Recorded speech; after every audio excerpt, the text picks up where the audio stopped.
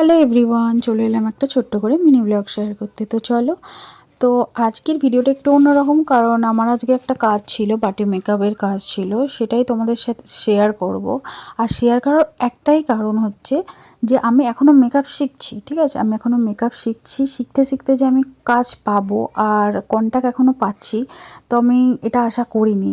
আর এটা মানে একমাত্র কারণ হচ্ছে আমাদের যে কেয়া ম্যাম শেখাচ্ছে, তার জন্যই হতে পারছে। কারণ সে এত সুন্দরভাবে শেখাতে পেরেছে, যার জন্য আমি করতে পারছি, ঠিক আছে?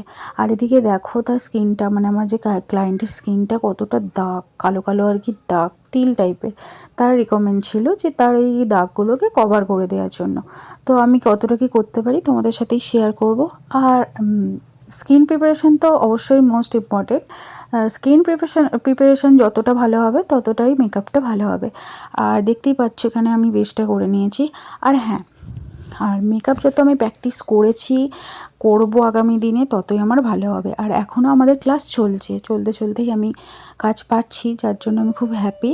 আর সবই ক্রেডিট আমাদের ম্যাডামের, এত সুন্দরভাবে শেখাতে পেরেছে। আর আমার নিজের উপরও ভরসা আছে, আমি পারবো।